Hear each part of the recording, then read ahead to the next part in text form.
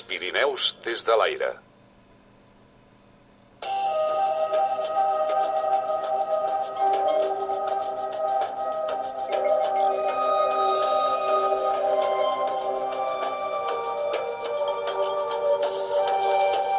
De Pirineus n'hi ha tants com gent que s'hi acosti per descobrir-los. Hi ha tants indrets i tan diversos que tothom hi pot trobar un racó predilecte. Però hi ha qui diu que, com a mínim, hi ha dos Pirineus ben diferenciats, amb neu i sense neu. I pot ser una bona teoria.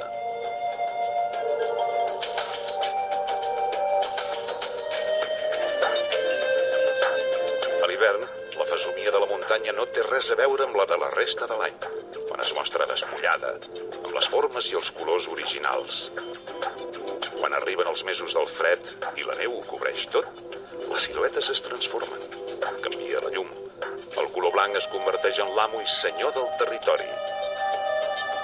Arriben la calma i el silenci.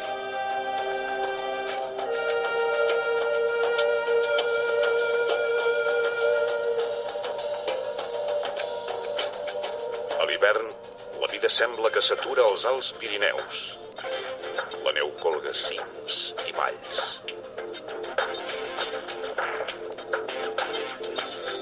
L'aigua es glaça.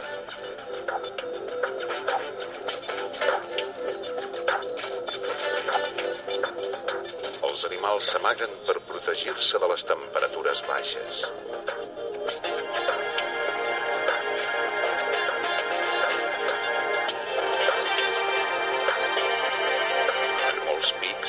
Els termòmetres romandran per sota dels 0 graus durant mesos.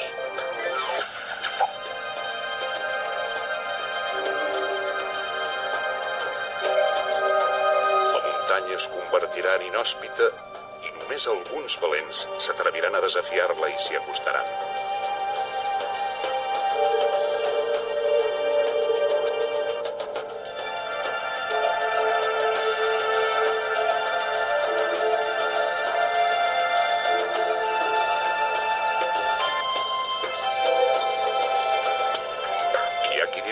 Anys, l'home ha colonitzat i explotat massa la serralada pirinenca. Segones residències i estacions d'esquí han proliferat per tot arreu. Però per als habitants de les comarques de muntanya, activitats com l'esquí o els esports d'aventura han generat una gran riquesa que els ha garantit la supervivència i els ha dibuixat un futur esperançador.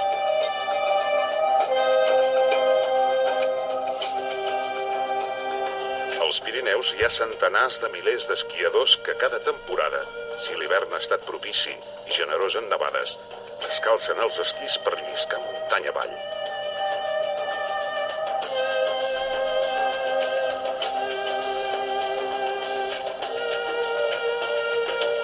I quan arriba el bon temps, cada vegada són més els que practiquen esports com el rafting, la bicicleta de muntanya o el senderisme.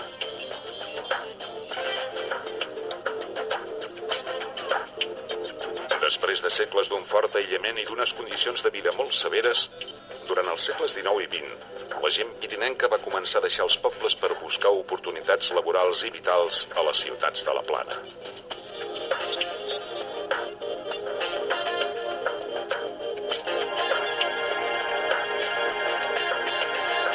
Però aquest abandonament, que semblava imparable, avui s'ha frenat força gràcies a la transformació d'una societat d'economia de subsistència dedicada sobretot a la ramaderia i a l'agricultura, en una societat en què el turisme és fonamental.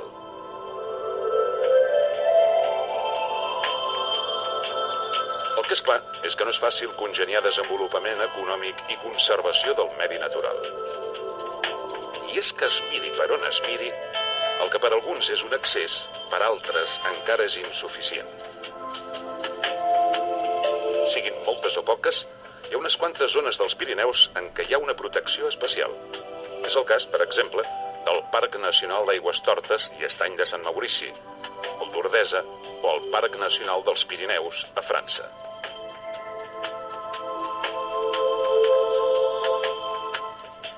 També hi hi ha nombrosos espais que tenen una consideració especial, com per exemple el Parc Natural de Posets-Maladeta o el Parc Natural de l'Alt Pirineu, el Pallars Sobirà i l'Alt Urgell.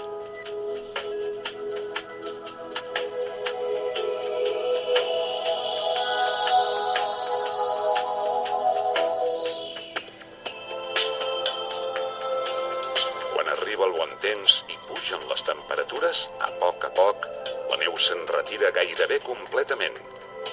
L'esglaç omple rius i embassaments. La fressa dels torrents que baixen carregats és un so que anuncia que arriba la primavera.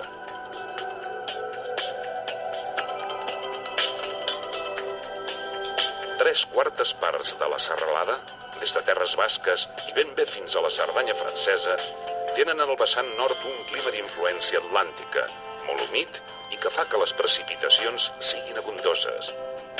Per això, en tota aquesta franja tan extensa, quan se'n va la neu, els paisatges són d'un verd lluminós.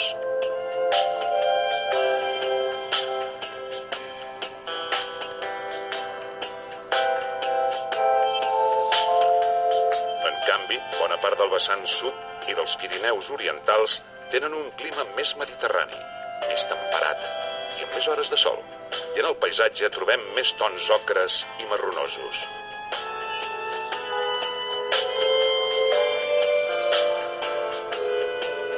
Al contrari que en la resta de la serralada, als Pirineus orientals la cara sud és la més plujosa, perquè per aquesta banda arriba el vent humit del mar, mentre que la cara nord rep la tramuntana, un vent fred i sec que manté el bon temps. El mes de juliol, sobretot els primers 20 dies, acostuma a ser el temps més bo per anar a la muntanya.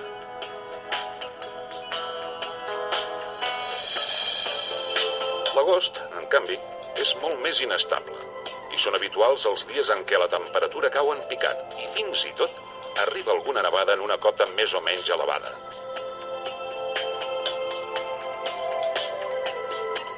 Les tempestes, sobretot a les tardes, solen ser freqüents. La tardor és una època excel·lent per descobrir la muntanya. Els colors d'aquesta època de l'any són únics.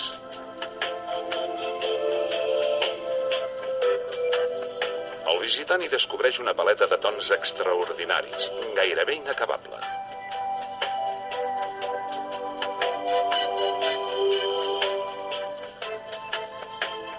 L'aire és net i ofereix una visibilitat immillorable i, a més, la temperatura encara no és tan rigorosa. Molta gent prefereix aquesta època per visitar els Pirineus perquè ofereix un temps més estable. Els territoris pirinencs han estat habitats des de temps prehistòrics. El que ja no és tan clar és des de quan l'home va sentir el desig d'escalar i assolir aquestes muntanyes. Segurament és un sentiment innat, lligat al desig de superació i conquesta.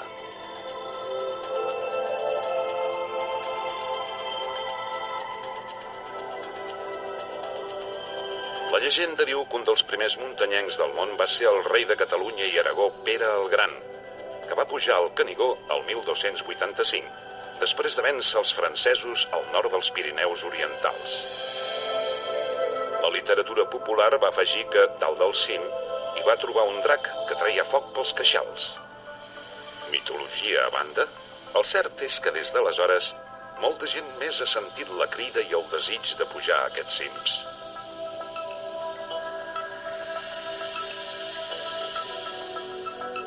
L'any 1787 es té constància documental com Francesc Henri Rebull va assolir per primera vegada un cim que superava els 3.000 metres, el Neuville. Aquest mateix personatge, que era un cartògraf prestigiós, va comprovar anys més tard, i en contra del que opinaven molts col·legues, que l'Aneto era el rei indiscutible de la serralada, el cim més alt.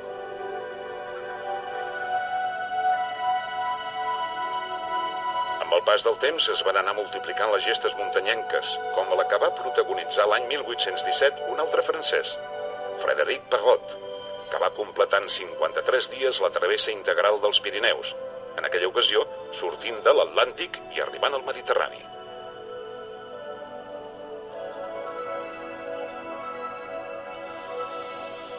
El 1842 va ser l'Aneto el que va ser trepitjat per primera vegada. I així, de mica en mica, però sense descans, es van anar conquerint tots els cims pirinencs.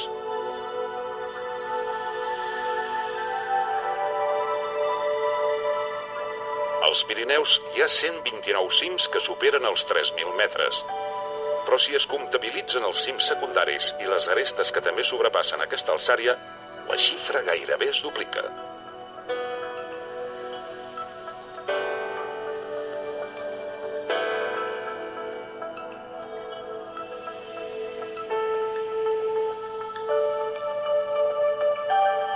Tota la serralada hi ha a la vora de 200 refugis condicionats perquè els muntanyencs s'hi puguin aturar i puguin recuperar forces.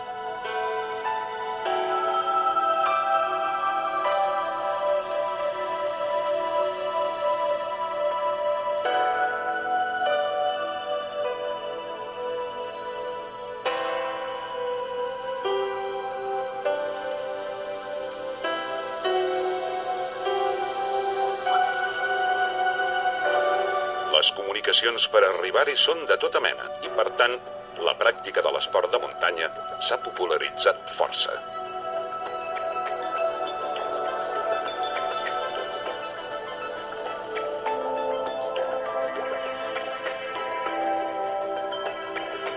Potser ha perdut aquella sensació d'aventura total, d'endinsar-se en un terreny desconegut i ple d'interrogants que tenien els pioners del muntanyisme.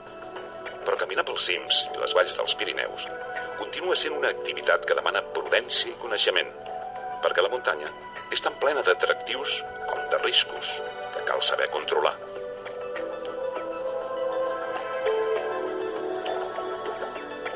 Tot i que els Pirineus fan uns 425 quilòmetres de llargària des del Cap de Creus al Mediterrani fins a Hondarribia, a l'oceà Atlàntic, l'alta muntanya es concentra al centre de la serralada, en un espai força més reduït. A l'extrem més oriental, la serra pirinenca es desploma després del Canigó. En molt poc terreny, perd gairebé 2.000 metres d'alçària, i només remunta una mica a la serra de l'Albera, ja a tocar de les aigües mediterrànies, com si volgués fer una última demostració de poder. Al cantó més occidental, en canvi, les muntanyes van perdent alçària de manera molt més progressiva. A partir de la Unyamendi, a la vall navarresa del Roncal, els Pirineus inicien un lent però imparable descens que els durà fins a les aigües atlàntiques. De mica en mica, els cims abruptes que la neu visita cada hivern van deixant pas a muntanyes més arrodonides, pintades sempre d'un verd intens, gràcies a la pluja abundant.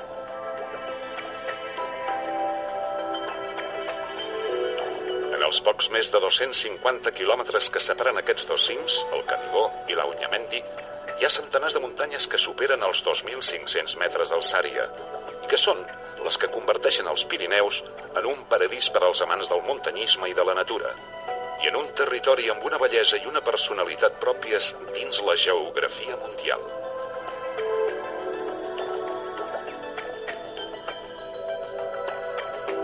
La riquesa dels Pirineus és enorme.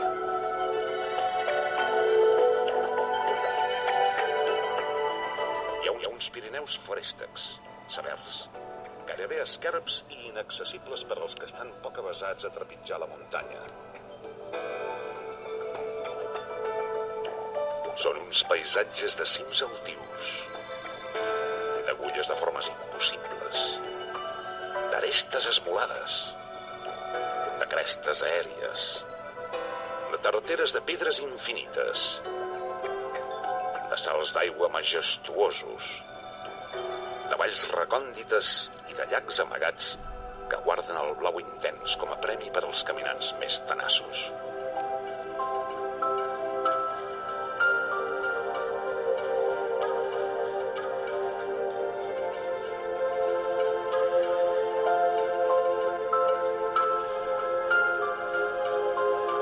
Però als Pirineus també hi ha un paisatge de cims de pendents suaus, de colls d'accés fàcil, de de valls amples i acollidores, de prats enormes on el bestiar romanceja tot l'estiu, abans de baixar als estables per protegir-se del fred de l'hivern. En arribar al cim, quan per damunt ja només hi ha els núvols o el cel clar, el muntanyenc l'envaeix una sensació de triomf lògica. Per què puges les muntanyes? Per tornar-les a baixar, ironitza una vella dita muntanyenca.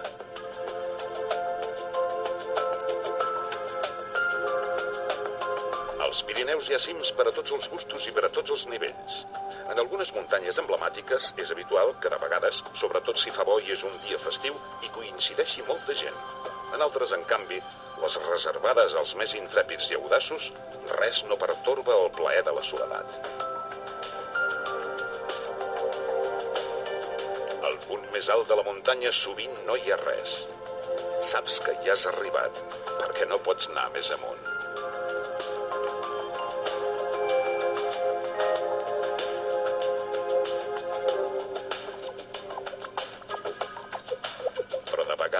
Hi ha fites de pedres o vèrtexs geodèsics que permeten calcular l'altura amb exactitud. També hi ha caçadors de llegenda petrificats, creus, estàtues o motius muntanyencs.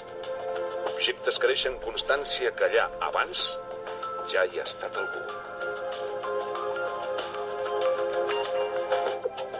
En alguns cims, fins i tot, l'home hi ha instal·lat tota mena d'estris científics per estudiar la natura i el firmament.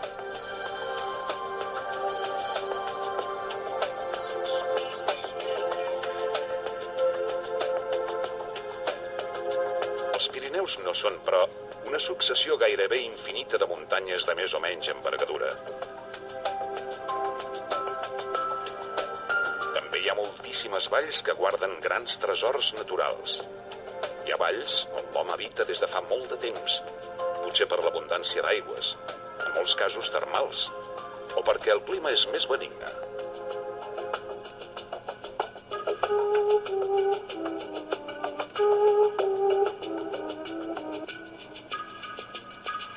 En canvi, altres valls, potser més ferèstegues, estretes i amagades, són encara avui un territori pràcticament verge, on la natura es mostra tal com és.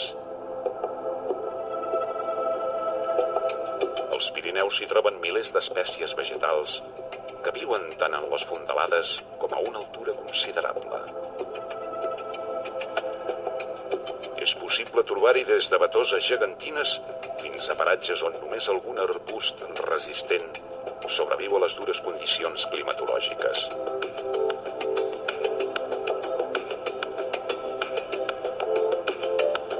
S'hi localitza una gran diversitat de fauna, amb l'isard, el gallfer, el trencalòs, el voltor i el fa poc reintroduït ós bru com animals més destacats i que troben en la immensitat d'algunes valls aïllades el millor refugi.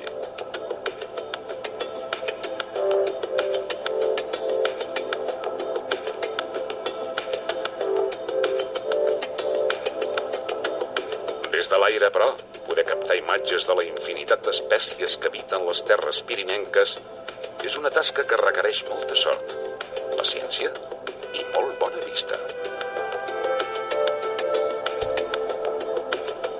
La riquesa dels Pirineus no és només natural.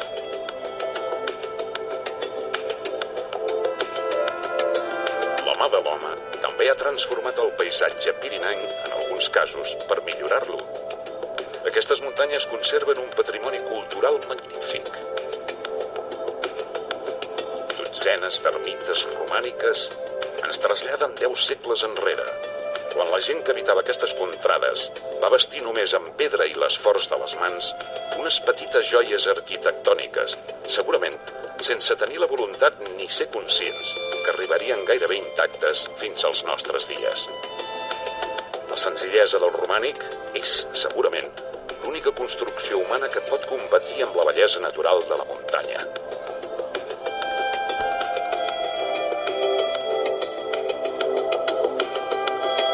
Els territoris pirinencs han tingut pobladors des de fa milers d'anys.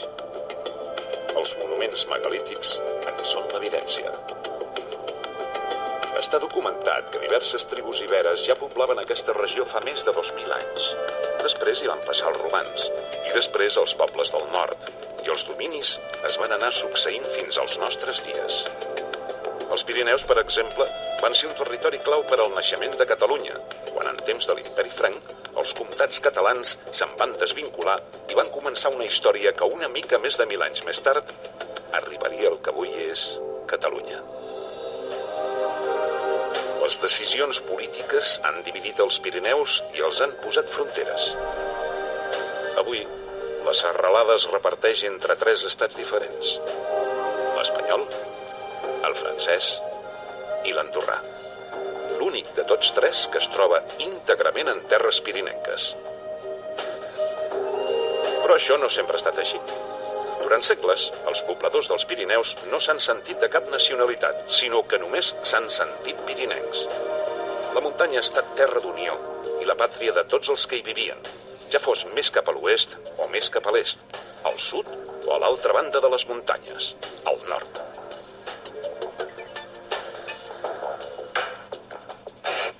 La carena no ha separat mai. Els cims eren el nexe d'unió i no la línia de divisió. Els colls de muntanya han estat el pas per on transitar. Des de l'antigor, els habitants d'aquestes contrades es relacionaven ja fos per comerciar o per qualsevol altre motiu.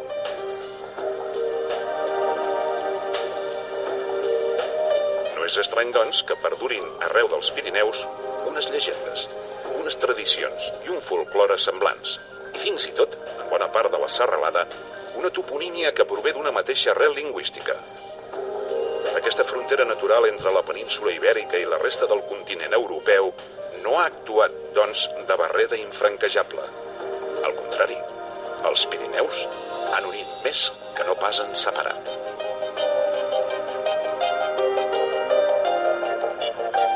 Des de l'aire no es veu cap línia fronterera. Només la línia de les carenes suaus i de les crestes punxegudes. Des de l'aire la vista s'extasia en un mar infinit de muntanyes que es perden en la línia de l'horitzó.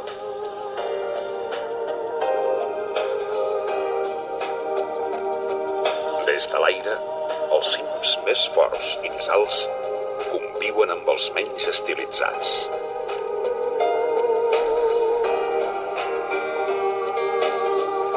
Les valls ens mostren les formes sinuoses i ens recorden que tenen orígens glacials. Els llacs esquitxen el paisatge de taques blaves col·locades a l'atzar.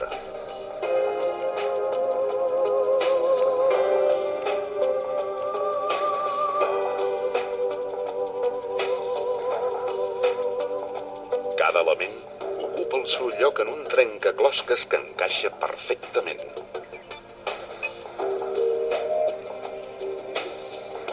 Les teories científiques asseguren que d'aquí a 60 milions d'anys l'erosió haurà fet desaparèixer els Pirineus i els convertirà de nou en terra plana. Aleshores, si fa no fa, aquest tros de món tornarà a ser com era fa uns 40 milions d'anys. Després de 100 milions d'anys de vida, doncs, els Pirineus ja seran història.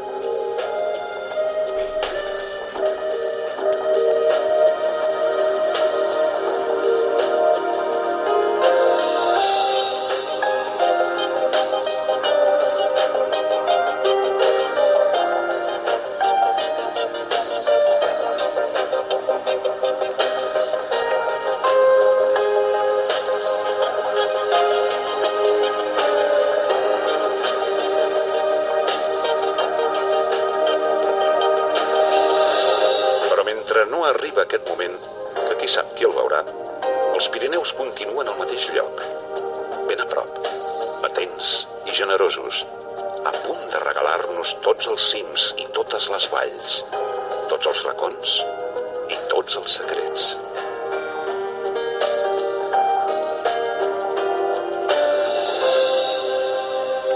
Només cal anar-los a cercar.